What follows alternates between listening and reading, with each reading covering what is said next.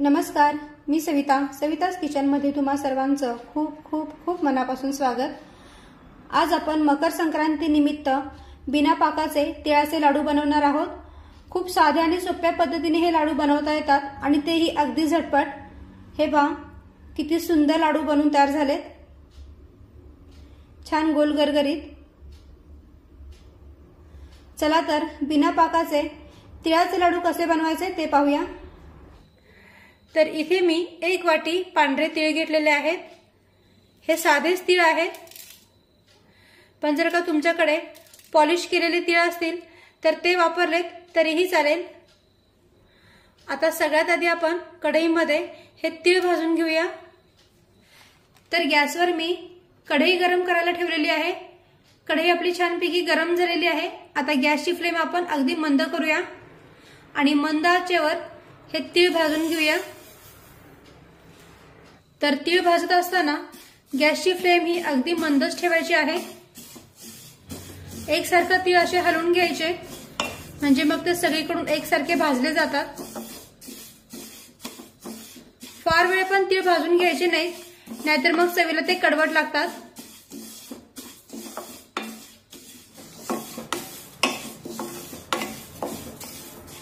तर पहा, तीळ आपले छानपैकी चटचट उडा लागलेले आहेत, म्हणजे तीळ आपले अगदी व्यवस्थित भाजलेले आहेत। तर आता गॅस बंद करूया आणि हे तीळ एका ताटामध्ये थंड होण्यासाठी काढून घेऊया।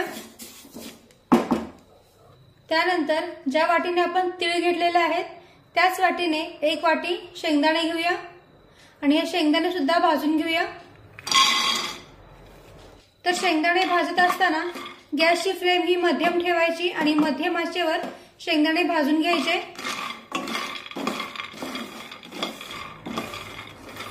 मध्यम आचेवर शेंगदाणे भाजून घेतल्यामुळे काय होतं, शेंगदाणे छान आतपर्यंत खमंग आणि खुसखुशीत भाजले जातात। मोठ्या आचेवर शेंगदाणे बिलकुल भाजू नका, नाहीतर ते फक्त वरवर भाजले जातात आणि आतून मात्र कच्चे राहतात। त्यामुळे गॅसची फ्लेम ही मध्यमच ठेवायची आणि मध्यम आचेवर शेंगदाणे भाजून घ्यायचे। एकसारखे या शेंगदाण्यांना असं हलवून घेऊया, म्हणजे ते सगळीकडून एकसारखे भाजले जातील। तर पहा, इथे आपले शेंगदाणे सुद्धा अगदी व्यवस्थित भाजलेले आहेत। हे पहा, वरची साल अगदी चटकन निघते आणि आतपर्यंत छान खमंग आणि खुसखुशीत हे शेंगदाणे भाजलेले आहेत। तर आता गॅस बंद करूया आणि हे शेंगदाणे थंड होण्यासाठी एका प्लेटीमध्ये काढून घेऊया। आणि आता तीळ आणि शेंगदाणे दोन्हीही व्यवस्थित भाजलेले आहेत। आता हे पूर्णपणे थंड करून घेऊया आणि त्यानंतर मिक्सरमध्ये बारीक करून घेऊया। तर तीळ आणि शेंगदाणे पूर्णपणे थंड झालेले आहेत। आता या शेंगदाण्याची वरची आपण साल काढून टाकूया, किंवा तुम्ही शेंगदाण्याची साल नाही काढली तरीही चालेल, पण सालींमध्ये सुद्धा भरपूर प्रमाणामध्ये जीवनसत्व असतं, पण लाडूला रंग छान येतो म्हणून मी या शेंगदाण्याची साल काढून टाकते।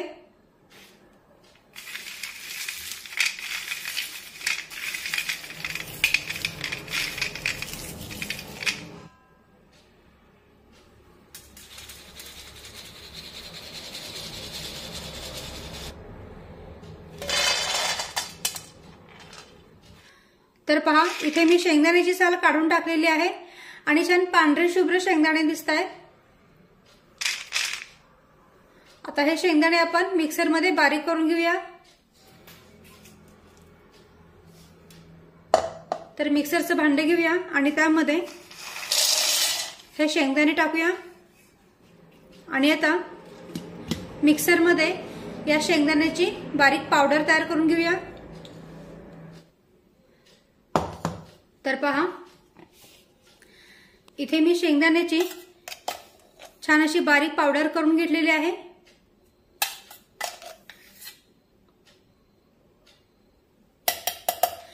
आता या शेंगदाण्याची पावडर किंवा शेंगदाण्याचा कूट आपण एका बाउलमध्ये काढून घेऊया।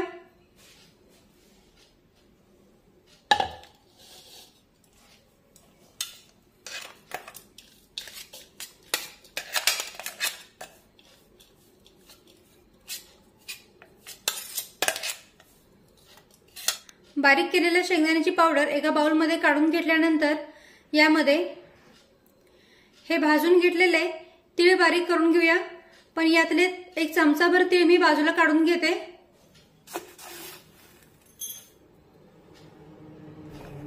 कारण त्यांचा वापर आपण लाडू बनवताना करणार आहोत। आणि आता हे तीळ सुद्धा आपण मिक्सरमध्ये छानपैकी बारीक करून घेऊया। या तिळांची सुद्धा अगदी बारीक पावडर करून घ्यायची आहे। तर हे तीळ सुद्धा मिक्सरमध्ये मी छानपैकी बारीक करून घेतलेले आहेत। हे पहा, छानपैकी या तिळांची बारीक पावडर तयार झालेली आहे।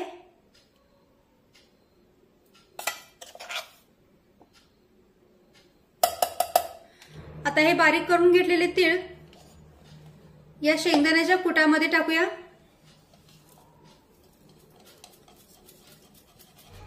त्यानंतर यामध्ये एक चमचाभर वेलदोडे पूड टाकूया। व्यवस्थित मिक्स करून घेऊया।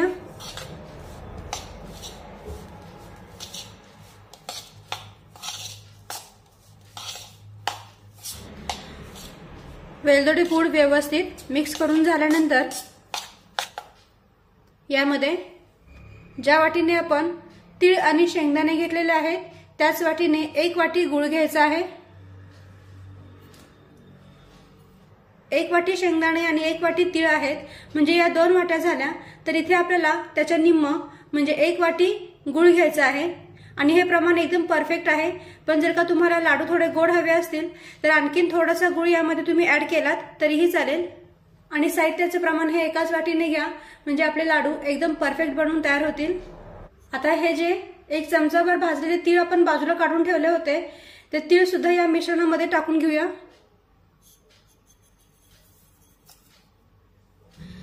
त्यानंतर 1 चमचाभर तूप यामध्ये टाकूया। त्यामुळे काय होईल तर या मिश्रणाला बाइंडिंग छान येईल आणि दुसरी गोष्ट म्हणजे लाडू छान पौष्टिक बनवून तयार होतील। आता हे सर्व व्यवस्थित मिक्स करून घेऊया।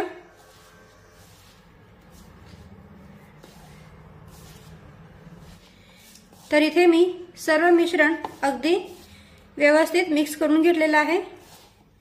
आणि गूळ मी अगदी बारीक चिरून घेतला होता, त्यामुळे शेंगदाण्याच्या कुटामध्ये आणि तिळाच्या कुटामध्ये लवकर तो मिक्स झाला। तर हे पहा, सर्व व्यवस्थित मिक्स करून झालेलं आहे। आता लगेचच आपण याचे लाडू बनवून घेऊया।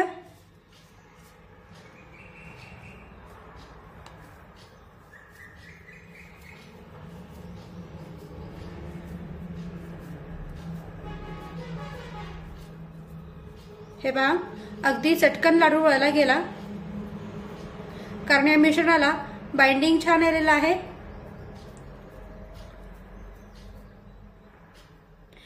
आणि प्रत्येक लाडू दोन्ही हाताच्या मध्ये घेऊन असा गोल गोल फिरून घ्यायचा, म्हणजे मग लाडूला चमक छान येते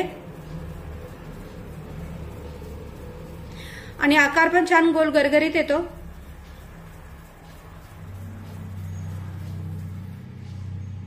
तर पहा किती सुंदर इथे आपला लाडू बनवून तयार झालेला आहे।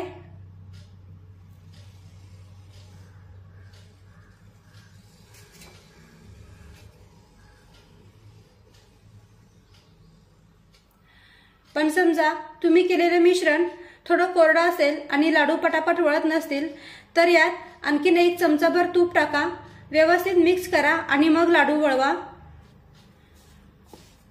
पण आपण घेतलेले साहित्याचे प्रमाण एकदम परफेक्ट झालेलं आहे, त्यामुळे इथे आपले लाडू अगदी पटापट वळले जात आहेत।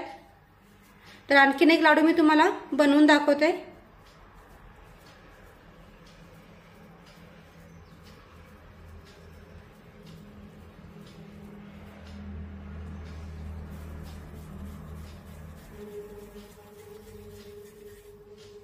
हे पहा किती पटकन लाडू बनवून तयार झाला।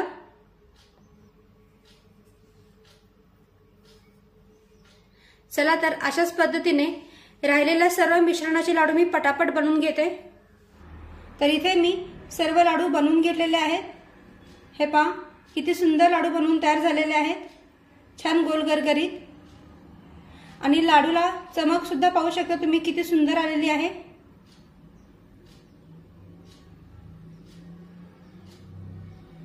आणि संक्रांत आहे म्हणूनच नाही तर थंडीच्या दिवसात असे तिळगुळाचे लाडू खाल्ले पाहिजेत किंवा तिळगुळापासून केलेले पदार्थ खाल्ले पाहिजेत। आणि हे लाडू बनवायला खूप सोपे आहेत, अगदी झटपट बनवून तयार होतात। 20 ते 25 दिवस रूम टेम्परेचरमध्ये अगदी आरामशीर टिकतात। तर तुम्ही सुद्धा अशा पद्धतीने बिना पाकाचे झटपट बनवून तयार होणारे तिळाचे लाडू नक्की करून पहा। व्हिडिओ आवडला असेल तर व्हिडिओला प्लीज लाईक करा, शेअर करा आणि सबस्क्राईब करायला विसरू नका। थँक्यू।